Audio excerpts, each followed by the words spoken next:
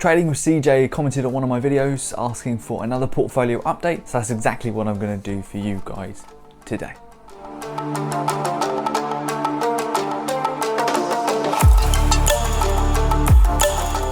Welcome back, guys. If you're new to the channel, make sure you head down and subscribe for all future content, and make sure that you like the video as well while you're down there. It's completely free of charge and really helps out the channel. Pop a comment down below as well what your favorite position in my portfolio is. Pop a comment down below what your least favorite position in my portfolio is. I'd love to hear from you guys and we can have a conversation about it. But in this video, yes, I've got 3 portfolios. As some of you may know, I've got my main bulk of what I have portfolio is in my IG account. I have a high risk, speculative, hopefully high growth, let's see if we can beat the market portfolio in a Trading212 account. And my fiance and I have our own little portfolio, much smaller, focusing on dividend income. And again, that's in a Trading212 account. As of today, I'm going to show you the big account. At the moment, it's got 52,000, 51,500. Do you know what? I don't even know. Let's get in and have a look.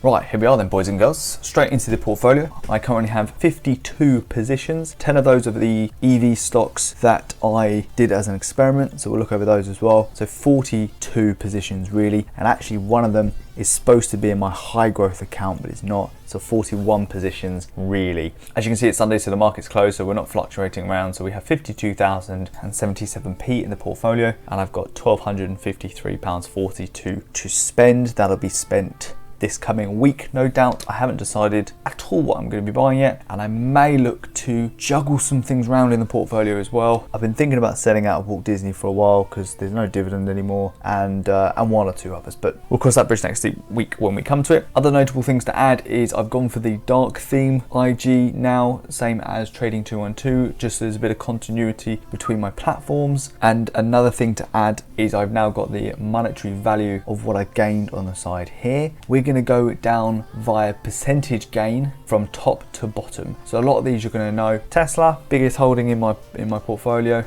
and done the best so far. We all know about that. Viatris is the share that I got awarded for holding Pfizer and the merger that Pfizer went ahead and did. Viatris, depending on what platform you used, you either got some extra dividends in from it or Viatris shares. I got Viatris shares, so I did nothing for that. Literally just held Pfizer shares. Apple, obviously another monster position for me, and I'm continuing to add to that as well. I bought these pre-stock split, got in pretty low with these. They're not 1,312% up, so ignore that. I don't know what I'm up in Apple because since the stock split, it sort of mucked everything up. So ignore that. We're not 1,312% up in that. EPR Properties is a REIT doing really well. Netflix we know about. So Netflix hasn't really been moving up a great deal recently. We've just traded sideways for quite a long time. So again, it's one of those where I may hold on to it. I may sell out. I might see if we can get back up to these kind of high 500 levels and then sell out of it because there's no dividend and I quite like the income. We've got Facebook, bought those in the dip.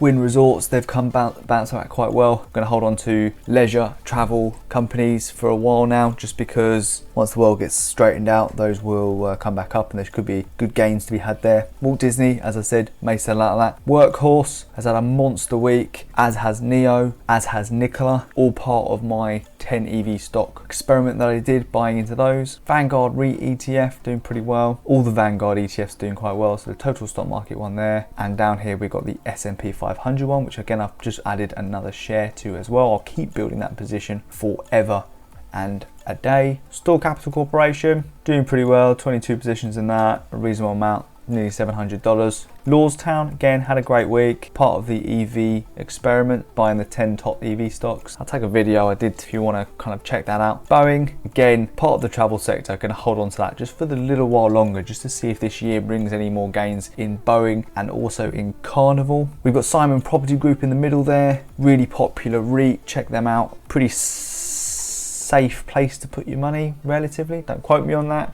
Do your own homework, invest at your own risk and all that. Got a disclaimer in my description. Simon Property Group is a popular one. PIMCO Corporate Income Opportunity Fund. I added quite a bit to that not all that long ago, and I probably will also continue to add to that when I've got some spare money. So it's more of an income play, massive yield. I'm not expecting much growth, although we've had 20%, which is decent. I'm not expecting a great deal of growth. It's more of an income play. Federal Realty in Why can't I talk today? Federal Royalty Investment Trust is another REIT. So they've been paying, I think Federal Royalty Investment Trust is actually potentially a king, definitely an aristocrat. So it's a REIT that's been paying a dividend for many, many years, and it's a very good dividend as well. So that's a great place to be putting your money if you want some income. Candy doing quite well. That's one of the EV stocks that I bought. Chimera Investment Corp. I think I actually just added to that as well, just a little bit. Chimera, or was it? Yes, it was Chimera. Just added a little bit to that. It's got a monster 11% yield. So again, just an income play. Iron Mountain, did a video on Iron Mountain. Great place to be putting your money at the moment. It's a REIT, but it's a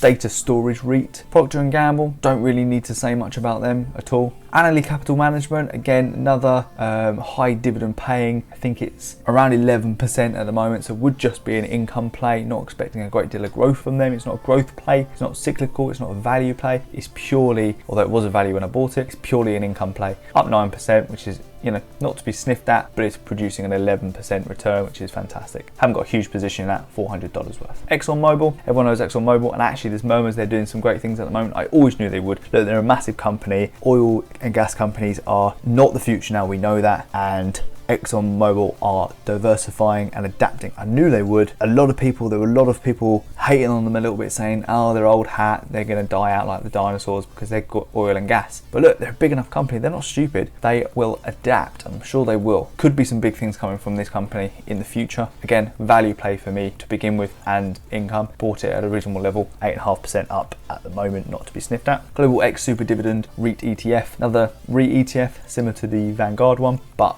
a massive yield. Again, income play for me on that one. AGNC, monthly payer, mortgage REIT, huge dividend yield, and has been consistent with the dividend payments, certainly for the last year-ish.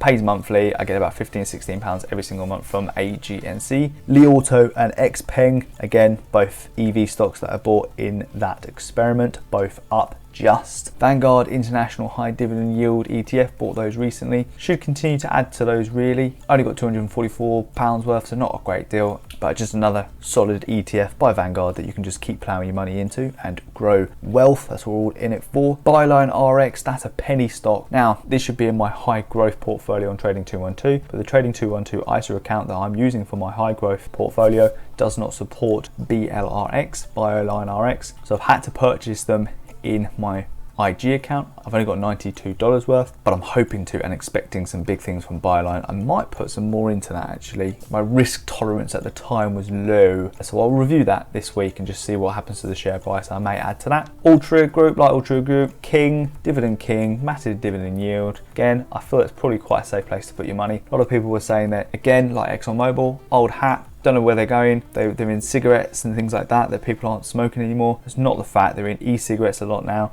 They've got a massive share in a huge cannabis company in Canada. Now that's legalized. Beer will always be sold, mostly to me. And they've got quite a large stake in the company that produces Budweiser, which is one of the biggest beer companies in the world. So look, they again, like ExxonMobil, they'll diversify. They're a dividend king. They're going to continue to pay their dividends. They've got no reason not to. Just lost some light. They've got no reason not to. So Hyliion, they're one of the ones that are down now, 1.37 down. Again, EV stock. Pfizer, for a company that is saving the planet, I don't know how their share price is still down. They should be right up there. I don't know. I've not looked into it, but that just seems crazy to me. Royalty Income Corp, monthly paying REIT, the monthly dividend payout, or whatever they've labeled themselves as. Great place to put your money. Great place to put your money. The Geo Group, another REIT. I did a video on that recently as well. They are a prison, a rehabilitation facility, immigration retention center facility type thing. So as soon as the borders start opening again, people start traveling, they are going to be busy. Fantastic dividend yield, and hoping this year for a bit of some good upside on this stock. Fisker, well down, 6% down. EV stock. Bank of America, relatively safe place to put your money, still down, still a bit of a value play maybe at the moment. Bought those before the dip. Leggett & Platt, solid company. Good yield, maybe a bit of a buy at the moment, 10% down from where I was. Legal & General Group, insurance company in the UK, fantastic dividend yield, £1,700 worth in Legal & General. They've been paying big dividends to me this whole time I've owned them. Apple Hospitality REIT, again another REIT. Now, between this Apple Hospitality REIT and another REIT somewhere in my portfolio, or I can't remember whether it was Enterprise Products Partners, which is a pipeline company. I don't think it's Enterprise. I think it might be Apple. I'll double check. Stopped paying their dividends way back last year. So I just need to look at what I'm going to be doing with those. We are down in the position, so I don't want to be selling out and losing our money, but I've got $2,500 in Apple, which is a big chunk of money not to be receiving dividends from. It's also $460 down, and I don't really want to be selling out and losing out on that either. REITs I think are going to do well this year, so certainly towards the end of this year. So hopefully this will bounce back up, and then I can decide what to do with it from then, and they may start paying dividends again as well, who knows. AT&T, I don't know if you can see these now. I'll move my face so you can see. So AT&T, don't really need to speak about those. We'll constantly buy into them. I think they're still undervalued because I'm way down on these. My average is $35. They're at $28.63. I still think they're a good play. They're a $30 or more company in my eyes, easy peasy, and they pay a monster dividend yield. Ventus, I might be Ventus that I'm not getting dividends from. I don't know. I need to look into it and juggle around some bits, but again, I'm 20% down in Ventus. Do I want to be losing $418? No. So REITs didn't do very well and taken quite a while to bounce back from the dip back in March, April last year. I got $1,600 in this. I plowed a lot of money into this and Apple for the yield, and one of them's not paying.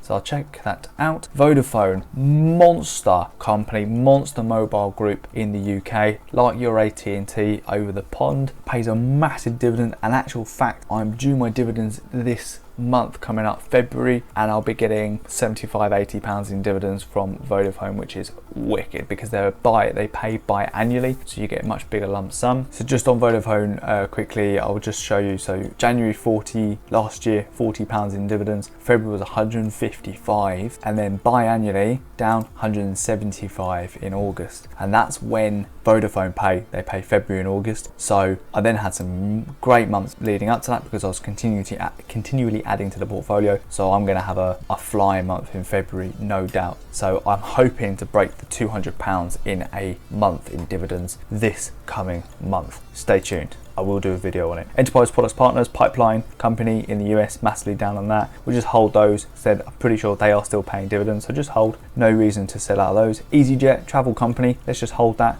They'll bounce back, I'm sure, once we start traveling a bit more. Vaccines coming out. I'm safe.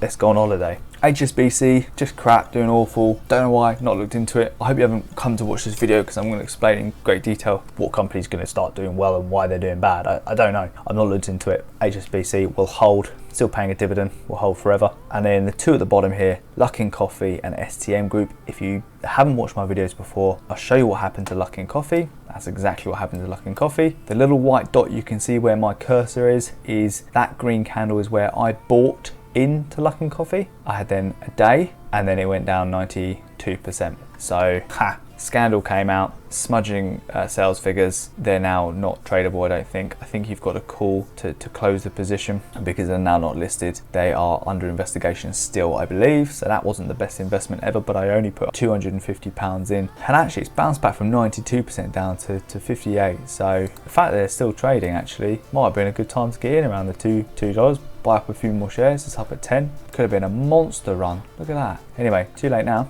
Not going to FOMO trade it. An STM Group, ridiculous investment on my part. I bought right up here and it's just come right down since. So they still pay a dividend, very small dividend. I'm so far in the red. Is there any point in selling it? No, I'm only at £118 down. It's not an issue to me. I'm not that bothered. Would the £76 that it's currently worth be better used? Maybe. Am I that bothered? No, not really. So there's the portfolio. Quick overview. Hopefully that was faster than last time because it did take ages before.